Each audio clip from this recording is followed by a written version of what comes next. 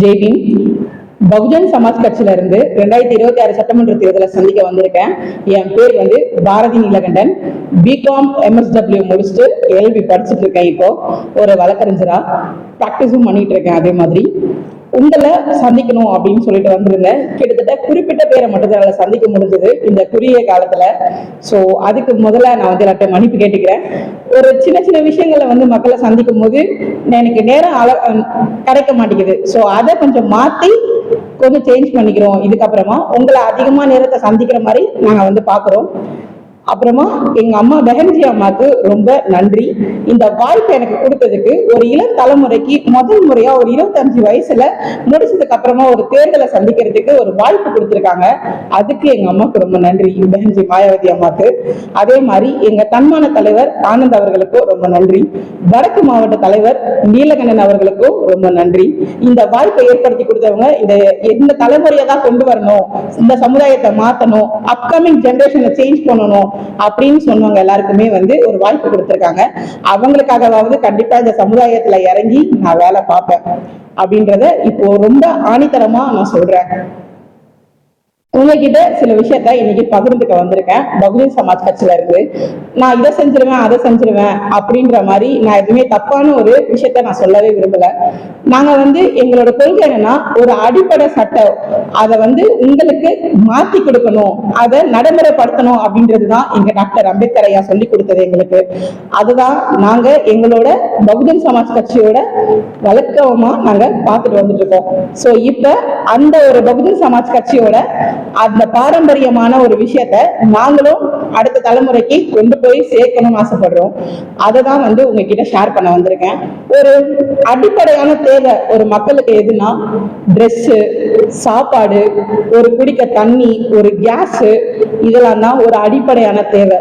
நான் போய் மக்களை சந்திக்கும் போது என்னன்னா, ஒரு காவா சாக்கடையில இருந்தாங்க. நம்மளால அப்படி இருந்தா இருந்திருக்கவே முடியாது. அதை நான் பார்த்தேன்.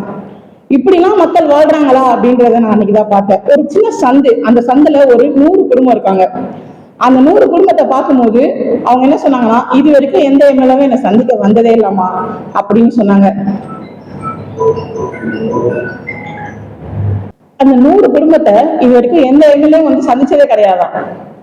அந்த அப்படி ஒரு இடம் இருக்குன்னு கூட எங்கேயுமே அவங்க போய் பார்த்தது கூட கிடையாதான். அப்ப அவங்க கிட்ட நான் ஒரு வார்த்தை சொல்லியிருந்தேன், நான் முதல் முறையா அந்த சமுதாயத்துல ஒரு சட்டமன்ற தேர்தல நிக்கிறேன். நான் முதல் முறையா வாக்கு போடும்போது ஒரு வாக்காளரா இருந்தேன். இப்ப 2வது முறை நான் நானும் ஓட் போட போறேன். அப்ப ஒரு வேட்பாளரா நிக்கிறேன். இதுதான் என்னோட மாற்றம் அப்படின்னு நான் நினைக்கிறேன். அப்ப நீங்களும் மாறணும் அப்படின்னா எங்களோட இந்த சேவையை நீங்க தொடரணும், என் கூட வாங்க, சேர்ந்து வேலை செய்வோம், இது எல்லாத்தையுமே மாத்துவோம் அப்படின்னு சொன்னேன்.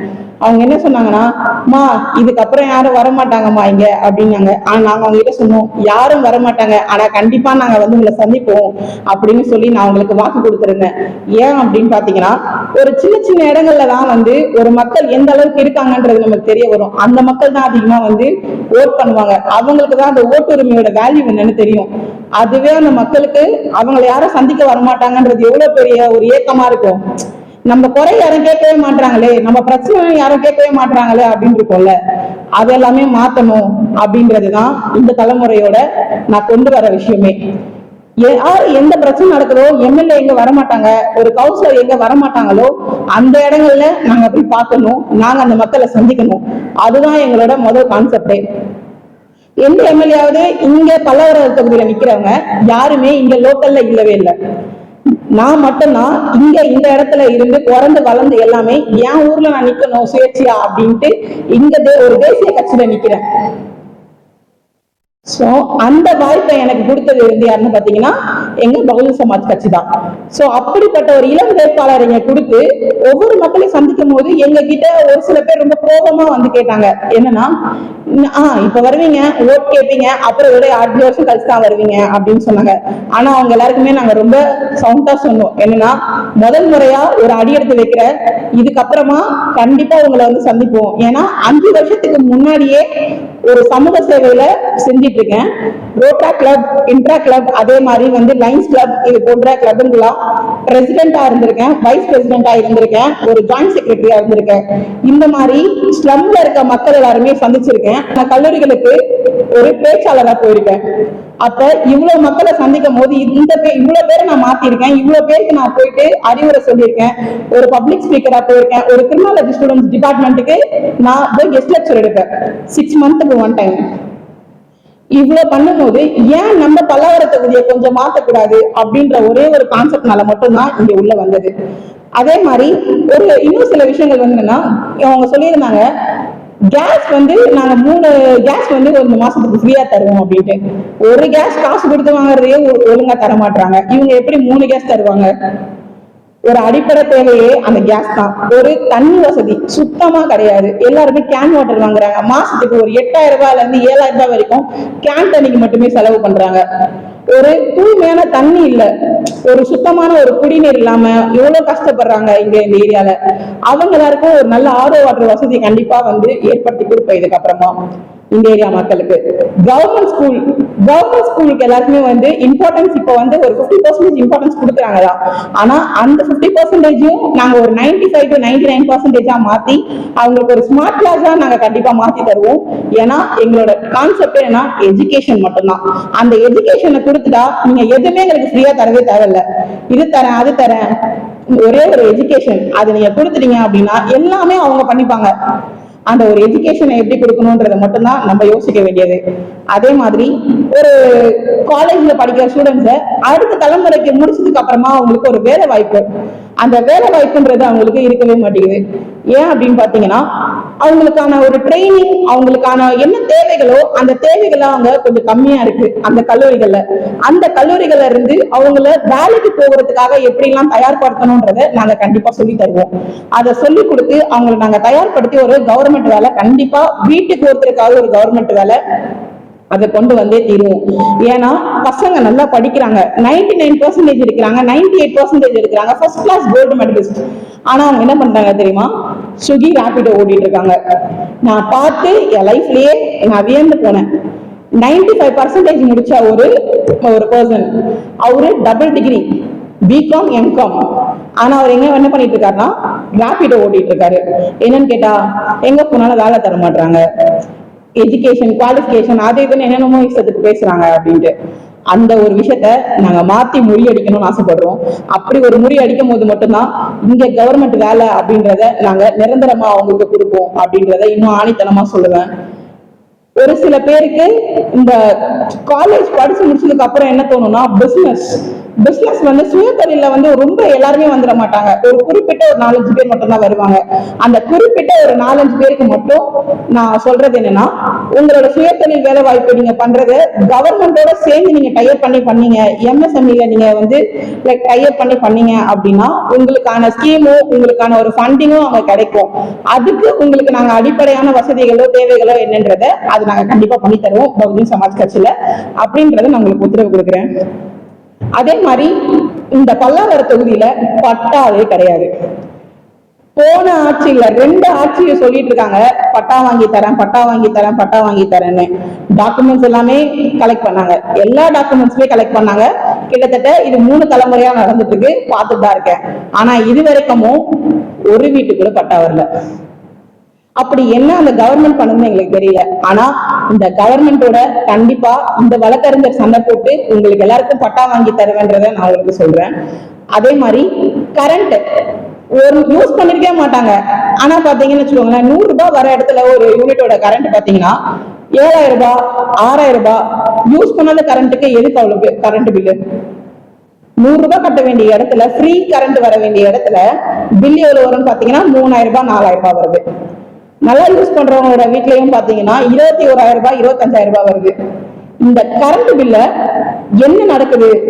அந்த கரண்ட் பில்லு மேல ப்ராப்ளமா, இல்ல கவர்மெண்ட் மேல ப்ராப்ளமா, இல்ல அந்த சுத்தி இருக்க மொத்தமாவே லெட்டர் போட்டு கொடுத்தோம், செக் பண்ணி கொடுத்தோம், யாருமே ஒருத்தவங்க கூட வெரிஃபை பண்ணவே மாட்டாங்க. இன்ன வரைக்குமே எங்களுக்கான தீர்வு அங்க கிடைக்கவே இல்லை. ஒவ்வொரு நாளும் மாசம் அந்த கரண்ட் பில்லுக்கு கட்டுறதுக்கு எவ்வளவு பேர் கியூல நிக்கிறாங்க. இப்ப பாதி பேர் அப்டேட் ஆயிட்டாங்க, ஜிபே பண்றாங்க, ஸ்கேன் பண்றாங்க, எல்லாமே பண்றாங்க. ஆனா அவங்களோட அடிப்படையான தேவை அந்த கரண்ட் பில்லுன்றது சம்பாதிக்கிறதே ஒரு 500 ரூபாய் அப்படின்னா கரண்ட் பில் ஒரு 100 ரூபாய் தான் கட்டுவாங்க. ஆனா அவங்க கிட்ட போயிட்டு 500 ரூபாய் சம்பாரிச்சுன்னா 5000 ரூபாய் கரண்ட் பில்லு கட்டுன்னா கட்டுவாங்களா? அதை நீங்க மாத்தணும். நீங்களும் ஒரு முறை எனக்கு ஒத்துழைச்சிங்கன்னா மட்டும்தான் அந்த மாற்றத்தை நான் கொண்டு வர முடியும். அந்த மாற்றத்துக்கு எனக்கு யாரு தேவைன்னா நீங்க எல்லாரும் தேவை. நீங்க ஒரு முறை எனக்கு ஒரு கை கொடுத்து உதவுனீங்க அப்படின்னா கண்டிப்பா அந்த மாற்றத்தை உங்க எல்லாருக்கும் நான் ஏற்படுத்தி தருவேன். அதே மாதிரி இந்த இலவச பட்டா இதெல்லாமே முடிஞ்சு ஒரு டிஎன்பிசி குரூப், நிறைய பேர் லட்சக்கணக்கான மக்கள் டிஎன்பிசி குரூப்புக்கு படிக்கிறாங்க.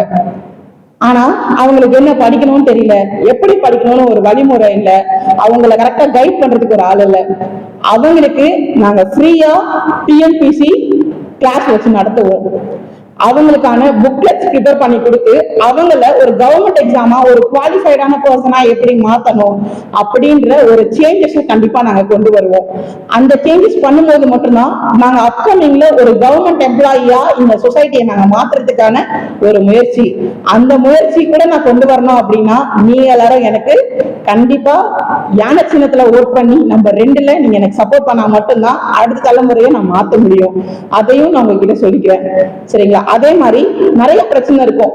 காவல்துறையில பொய் கேஸ் போடுவாங்க. யாரும் ஆள் கிடைக்கல அப்படின்னா இவங்க மேல அவங்க மேலன்ற ஒரு பொய் கேஸ போட்டு யாரையாவது கணக்கு காட்டி என்ன பண்ணுவாங்க, எஃப்ஐஆர் சிஎஸ்ஆர் க்ளோஸ் பண்ணிடுவாங்க. அப்படி யார் மேலையாவது பொய் கணக்கு இல்ல பொய் புகாரோ ஏதாவது இருந்தது அப்படின்னா அவங்களுக்கு நாங்க சட்டப்பூர்வமா என்ன பண்ணணுமோ அதை நாங்க கண்டிப்பா க்ளோஸ் பண்ணி கொடுப்பேன், அந்த கேசஸ் எல்லாமே. அதே மாதிரி உங்களுக்கு ஏதாவது ஒரு பிரச்சனையா வாரத்துக்கு ஒரு முறை இங்க வந்து பகுஜன் சமாஜ் கட்சியில ஹெட் குவார்டர்ஸ் பல்லாவரத்துல இருக்கு, அங்க நீங்க வந்தீங்கன்னா இலவச சட்ட ஆலோசனை மையம். உங்களுக்கு என்ன பிரச்சனையோ அந்த பிரச்சனையை நீங்க இங்க வந்து சொன்னீங்க அப்படின்னா ஒரே ஒரு வாரத்துல அந்த பிரச்சனை என்னன்றதை நாங்க பார்த்து கண்டிப்பா நாங்க அதை முடிச்சு கொடுப்போம். மத்தவங்க என்ன சொல்றாங்க அப்படின்றது எங்களுக்கு தேவை கிடையாது. ஆனா இந்த ஒரே ஒரு முறை ஒரு வாய்ப்பு நீங்க கொடுத்தீங்கன்னா மட்டும்தான் இந்த யானை சின்னத்துல நான் அந்த மாற்றத்தை கொண்டு வர முடியும். ஏன்னா நிறைய புகாரை பார்த்தாச்சு. இலவச சட்ட ஆலோசனை மையம் 1000 பேர் வச்சிருப்பாங்க, 1000 பேர் என்ன வேணா பண்ணிருக்கலாம். ஆனா உங்களுக்கான நீதி எங்க கிடைக்கும், உங்களுக்கான நியாயம் எங்க கிடைக்கும்ன்றத நீங்க தேர்ந்தெடுத்து வந்தா மட்டும்தான் அதுக்கான ஒரு முயற்சியை நான் உங்களுக்கு பண்ண முடியும், சரிங்களா? மாசத்துக்கு ஒரு முறை இல்ல வாரத்துக்கு ஒரு முறை உங்களுக்கு என்ன டைம்ல நீங்க ஃப்ரீயா இருக்கீங்களோ அந்த டைம்ல கண்டிப்பா சட்ட இலவச ஆலோசனை மையம் நடக்கும். அப்ப அந்த சட்ட ஆலோசனை மையத்துல வந்து உங்களுக்கு என்ன பிரச்சனையோ உங்களுக்கு என்ன ப்ராப்ளமோ அந்த எல்லா கோரிக்கையும் நீங்க வந்து சொன்னீங்கன்னா கண்டிப்பா நாங்க மாத்தி கொடுப்போம். அதே மாதிரி ஒரு சின்ன சின்ன விஷயங்களையும் இங்க வந்து நம்ம மாத்தணும், நம்ம சரி செய்யணும் அப்படின்னு பாத்தீங்கன்னா இதெல்லாம் தான் நான் உங்ககிட்ட சொல்றேன். அதே மாதிரி உங்ககிட்ட கடைசியா ஒரே ஒரு முறை ஒரு விஷயத்த சொல்லிக்கிறேன், கேட்டுக்கோங்க. விலை போகாத தலைவர்களும் விலை போகாத வாக்காளர்களையும் உருவாக்க வேண்டியது நீங்க தான். ஒரு முறை பகுஜன் சமாஜ் கட்சி யானை சின்னத்துக்கு வாக்களிங்க. பாரதி நீலகண்டன் நம்பர் 2 யானை சின்னம் மறந்துடாதீங்க. ஒரே ஒரு முறை ஒரு வாய்ப்பு தான், மாற்ற உங்ககிட்ட இருந்து வரும். நன்றி.